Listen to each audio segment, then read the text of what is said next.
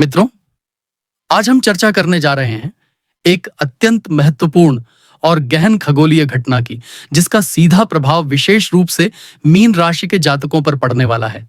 इस वीडियो को अंत तक अवश्य देखिए, क्योंकि यह आपके लिए जीवन में अद्भुत परिवर्तन ला सकता है। कमेंट बॉक्स में सच्चे मन से जय शनिदेव जरूर लिखें और आप अपने सवाल कमेंट बॉक्स में जरूर लिखें। हम उसका उत्तर देने का प्रयास अवश्य करेंगे। 17 अगस्त 2025 से लेकर 17 सितंबर 2025 तक सूर्य और केतु का युति सिंह राशि में होने जा रहा है। यह समय अंतराल केवल एक साधारण खगोलीय परिवर्तन नहीं, बल्कि एक ऐसा योग है जो जीवन के अनेक पहलुओं पर असर डालने की क्षमता रखता है। मीन राशि, जिनका स्वामी देवगुरु बृहस्पति हैं, जल तत्व प्रधान और द्वादश भाव से जुड़ी राशि है। यह राशि संवेदनशीलता, आध्यात्मिकता, अंतर्ज्ञान और करुणा का प्रतीक मानी जाती है। जब इस राशि के लिए सूर्य और केतु का संयोग सिंह राशि में छठे भाव में घटित होता है, तो यह समय उनके जीवन में संघर्ष, अवसर और आत्मिक जागृति सभी का मिश्रण लेकर आता है। सूर्य को ज्योतिष में आत्मा, अधिकार, नेतृत्व, प्रतिष्ठा और जीवन ऊर्जा का प्रतीक माना जाता है। वहीं केतु, जिसे छाया ग्रह कहा गया है, विमुखता, अध्यात्म, त्याग, रहस्य और अचानक उत्पन्न होने वाली परिस्थितियों का कारक माना जाता है। जब सूर्य और केतु का संयोग होता है, तो व्यक्ति के जीवन में एक प्रकार का द्वंद्व दिखाई देता है। सूर्य जहां आत्मविश्वास और अधिकार देता है, वहीं केतु व्यक्ति को भीतर से असुरक्षित और आत्ममंथन के लिए प्रेरित करता है। यही कारण है कि यह संयोग एक तरफ आपको ऊंचाई पर ले जा सकता है, तो दूसरी ओर अचानक चुनौतियों और अनिश्चितताओं से भी सामना करा सकता है। मीन राशि के लिए यह संयोग सिंह राशि में हो रहा है और सिंह राशि आपके लिए छठे भाव का प्रतिनिधित्व करती है। छठा भाव शत्रु, आरण, रोग, दैनिक कार्य, प्रतियोगिता और संघर्ष का भाव माना जाता है। इसका अर्थ यह हुआ कि इस अवधि में मीन राशि के जातकों को अपने शत्रुओं से सावधान रहना होगा, स्वास्थ्य संबंधी समस्याओं पर ध्यान देना होगा और साथ ही कार्यक्षेत्र में प्रतिस्पर्धा और दबाव का सामना करना होगा। यह समय एक प्रकार की परीक्षा की तरह है, जिसमें आपकी क्षमता, सहन शक्ति और मानसिक संतुलन की परख होगी। सूर्य का छठे भाव में होना सामान्यतः जातक को शत्रुओं पर विजय दिलाता है और साहस प्रदान करता है, लेकिन जब उसके साथ केतु का संयोग हो तो परिस्थिति थोड़ी जटिल हो जाती है। शत्रु सामने दिखाई देंगे, लेकिन उनके साथ कैसे निपटना है, यह तय करना आपके लिए कठिन होगा। कभी आप अत्यधिक आत्मविश्वास में रहेंगे और कभी अचानक भ्रमित हो जाएंगे। इसी प्रकार रोगों के संदर्भ में भी यह समय विशेष सावधानी की मांग करता है। अचानक स्वास्थ्य से जुड़ी परेशानियां सामने आ सकती हैं, विशेष रूप से पेट, पाचन तंत्र, रक्तचाप और हड्डियों से जुड़ी समस्याएं बढ़ सकती हैं। आर्थिक दृष्टि से भी यह समय मिश्रित परिणाम देगा। छठा भाव आर्ण और कर्ज से जुड़ा हुआ है, इसलिए इस अवधि में आपको वित्तीय लेन देन और आर्ण से संबंधित मामलों में सतर्क रहना होगा। अनावश्यक खर्च या बिना सोचे समझे किसी के लिए गारंटी बनना आपके लिए हानिकारक साबित हो सकता है। हालांकि यदि आप पहले से किसी आरण में फंसे हुए हैं, तो इस समय आपको उसे चुकाने के लिए प्रयास करने का अवसर मिलेगा, लेकिन इसके लिए निरंतर अनुशासन और धैर्य की आवश्यकता होगी। सूर्य और केतु का यह संयोग आपको भीतर से एक नई दृष्टि देगा। यह समय आपको अपने जीवन के उन पहलुओं पर ध्यान दिलाएगा जिन्हें आपने अब तक नजरअंदाज किया था। आप महसूस करेंगे कि आत्मविश्वास और अधिकार तभी टिकाऊ हैं जब वे संतुलन और विनम्रता के साथ हों। केतु आपको बार बार यह सिखाएगा कि केवल बाहरी प्रतिष्ठा ही सब कुछ नहीं है, बल्कि भीतर की शांति और संतोष अधिक महत्वपूर्ण है। यही कारण है कि इस अवधि में आपका झुकाव ध्यान, प्रार्थना, साधना और आध्यात्मिक मार्ग की ओर बढ़ सकता है। मीन राशि के जातकों के लिए यह समय अपने दैनिक जीवन की दिनचर्या पर भी पुनर्विचार करने का होगा।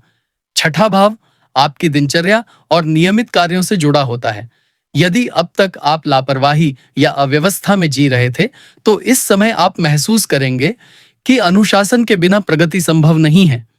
यही कारण है कि आप अपनी आदतों में सुधार करने, स्वास्थ्य के प्रति जागरूक होने और समय का सही उपयोग करने की ओर कदम बढ़ाएंगे। इस अवधि में प्रतिस्पर्धा आपके जीवन का अहम हिस्सा बनेगी। यदि आप विद्यार्थी हैं और प्रतियोगी परीक्षाओं की तैयारी कर रहे हैं, तो यह समय आपके लिए चुनौतीपूर्ण भी होगा और अवसरों से भरा हुआ भी। सूर्य आपको ऊर्जा और आत्मविश्वास देगा, लेकिन केतु कभी-कभी आपकी एकाग्रता को भंग कर सकता है। इसलिए आपको विशेष ध्यान केंद्रित रखने की आवश्यकता होगी। करियर की दृष्टि से यह समय आपको अधिक मेहनत करने के लिए प्रेरित करेगा। कार्यालय में आपके कार्यभार में वृद्धि होगी और आपको कई बार लगेगा कि आपके प्रयासों की सराहना नहीं हो रही है। यह केतु का प्रभाव है जो आपको भ्रमित करेगा। किंतु यदि आप धैर्य बनाए रखते हैं और निरंतर कर्म करते रहते हैं, तो अंततः सफलता और पहचान आपके पास अवश्य आएगी। मित्रों, यह तो था सूर्य और केतु के संयोग का मीन राशि के लिए सामान्य प्रभाव। अगले भाग में हम विस्तार से चर्चा करेंगे कि इस अवधि का प्रभाव मीन राशि के प्रत्येक भाव यानी प्रथम से लेकर द्वादश भाव तक किस प्रकार प्रकट होगा और जीवन के किन क्षेत्रों में आपको अवसर मिलेंगे और किन क्षेत्रों में सावधानी की आवश्यकता होगी। मित्रों, अब हम विस्तार से चर्चा करेंगे कि सूर्य और केतु का यह संयोग मीन राशि के लिए प्रत्येक भाव पर किस प्रकार अपना प्रभाव डालेगा। जैसा कि हमने पहले कहा, यह संयोग सिंह राशि में घटित हो रहा है और मीन राशि के लिए सिंह राशि छठे भाव का प्रतिनिधित्व करती है। इसका अर्थ यह हुआ कि इस अवधि का प्रमुख असर आपके छठे भाव से जुड़े विषयों पर पड़ेगा, किंतु ग्रहों की ऊर्जा किसी एक भाव तक सीमित नहीं रहती, बल्कि पूरे कुंडली में उसकी तरंगें फैलती हैं। आइए क्रमवार देखते हैं कि प्रथम से द्वादश भाव तक इस संयोग का प्रभाव किस प्रकार प्रकट होगा। सबसे पहले बात करते हैं प्रथम भाव की, जिसे लग्न या तनु भाव कहा जाता है। यह भाव आपके संपूर्ण व्यक्तित्व, आत्मविश्वास, शारीरिक बनावट और जीवन दृष्टिकोण का प्रतिनिधित्व करता है। सूर्य और केतु के इस संयोग का अप्रत्यक्ष प्रभाव आपके प्रथम भाव पर भी पड़ेगा। इस अवधि में आप स्वयं के व्यक्तित्व को लेकर भीतर से असुरक्षा का अनुभव कर सकते हैं। कभी कभी आपको लगेगा कि आप जितना प्रयास कर रहे हैं, उसका परिणाम आपको नहीं मिल रहा है। आत्मविश्वास में उतार चढ़ाव रह सकता है। साथ ही आप दूसरों की नजरों में खुद को सिद्ध करने की कोशिश करेंगे, किंतु भीतर कहीं ना कहीं आपको एक शून्यता का एहसास होगा। यही केतु का प्रभाव है जो आपको आत्ममंथन और आत्मचिंतन की ओर प्रेरित करेगा। दूसरे भाव की बात करें तो यह भाव धन, वाणी, कुटुंब और पारिवारिक मूल्यों का कारक होता है। सूर्य और केतु के इस संयोग से आपके दूसरे भाव पर भी प्रभाव दिखाई देगा। इस अवधि में आपके पारिवारिक संबंधों में मतभेद हो सकते हैं। वाणी पर नियंत्रण रखना आवश्यक होगा, क्योंकि कभी-कभी आपके शब्द कठोर प्रतीत हो सकते हैं, जिससे परिवार के सदस्यों के साथ अनबन की स्थिति बनेगी। आर्थिक दृष्टि से देखें तो यह समय अनावश्यक खर्चों की ओर इशारा कर रहा है। आपको धन संचय करने में कठिनाई महसूस हो सकती है। निवेश करते समय विशेष सतर्कता बरतें, क्योंकि भ्रम या अधूरी जानकारी के कारण नुकसान संभव है। अब आते हैं तीसरे भाव पर, जो कि साहस, पराक्रम, छोटे भाई बहन, मित्र और संचार का भाव होता है। इस भाव पर इस संयोग का विशेष प्रभाव पड़ेगा, क्योंकि सिंह राशि स्वयं ही पराक्रम का प्रतीक है। इस अवधि में आप अपने साहस में वृद्धि तो महसूस करेंगे, किंतु उसका सही दिशा में प्रयोग करना आपके लिए चुनौतीपूर्ण रहेगा।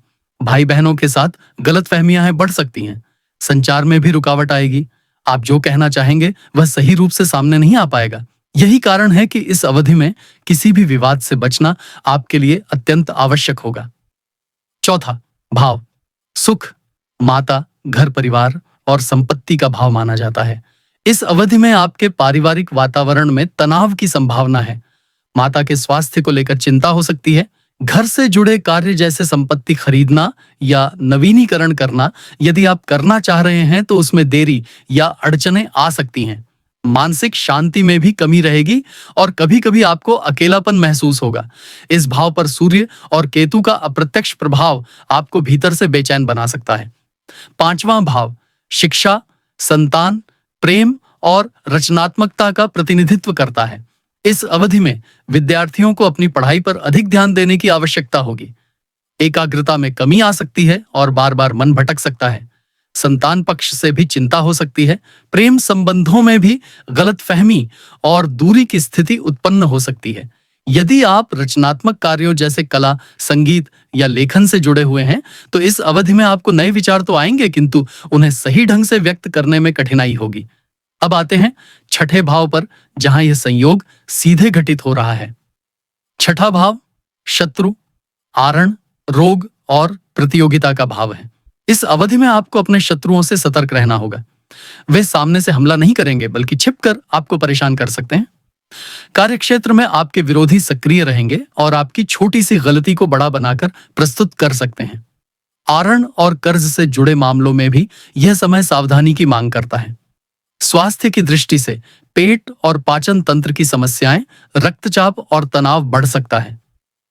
यदि आप प्रतियोगी परीक्षा की तैयारी कर रहे हैं, तो यह समय आपके लिए चुनौतीपूर्ण होगा, लेकिन निरंतर प्रयास से सफलता अवश्य मिलेगी। सातवां भाव विवाह, साझेदारी और संबंधों का भाव है। इस अवधि में वैवाहिक जीवन में तनाव की संभावना रहेगी। जीवन साथी के साथ ईगो टकराव हो सकता है। साझेदारी के व्यवसाय में भी मतभेद उत्पन्न हो सकते हैं। इसलिए धैर्य और संवाद ही इस समय आपके लिए सबसे बड़ा हथियार होगा। आठवां भाव आयु, रहस्य, आकस्मिक घटनाओं और गुप्त ज्ञान का भाव है। इस अवधि में अचानक कोई घटना आपके जीवन को प्रभावित कर सकती है। स्वास्थ्य की दृष्टि से गंभीर समस्या भी उत्पन्न हो सकती है। केतु का प्रभाव आपको गुप्त विद्याओं, ज्योतिष और अध्यात्म की ओर आकर्षित करेगा, लेकिन सावधानी रखें कि इस आकर्षण में आप किसी भ्रम या अंधविश्वास का शिकार न हो। नौवां भाव धर्म, भाग्य, गुरु और उच्च शिक्षा का भाव है। इस अवधि में भाग्य का साथ कम मिलेगा। यात्राओं में बाधा आ सकती है। गुरु या पिता समान किसी व्यक्ति से मतभेद संभव हैं, किंतु आध्यात्मिक दृष्टि से यह समय आपके लिए गहन जागरण का हो सकता है। आप धर्म और अध्यात्म के गहरे विषयों की ओर झुकाव महसूस करेंगे। 10वां भाव कर्म, करियर और प्रतिष्ठा का भाव है। इस अवधि में कार्यक्षेत्र में आपको अधिक मेहनत करनी होगी। आपके वरिष्ठों के साथ टकराव की स्थिति बन सकती है। कार्यस्थल पर राजनीति से भी सतर्क रहें, किंतु निरंतर प्रयास और धैर्य से अंततः आप अपने शत्रुओं पर विजय प्राप्त करेंगे। 11वां भाव लाभ, मित्र और इच्छाओं की पूर्ति का भाव है। इस अवधि में आपकी कुछ इच्छाएं पूरी होंगी, किंतु मित्रों से मतभेद भी संभव है। लाभ प्राप्त करने में देरी हो सकती है। सामाजिक दायरा सीमित हो सकता है और आप भीतर से अकेलापन महसूस करेंगे। अंत में 12वां भाव, जो कि व्यय, हानि, विदेश और मोक्ष का भाव होता है। इस अवधि में अनावश्यक खर्च बढ़ सकता है। विदेश यात्रा की योजना बनने में अड़चन आ सकती है, किंतु आध्यात्मिक दृष्टि से यह समय आपके लिए अत्यंत शुभ हो सकता है। ध्यान, योग और साधना में आपकी रुचि बढ़ेगी और आप भीतर से आत्मिक शांति की ओर अग्रसर होंगे। मित्रों, इस प्रकार सूर्य और केतु का यह संयोग मीन राशि के लिए सभी भावों पर किसी न किसी रूप में प्रभाव डालता है। यह समय एक तरह से आपको आपके जीवन के विभिन्न पहलुओं पर पुनर्विचार करने के लिए प्रेरित करेगा।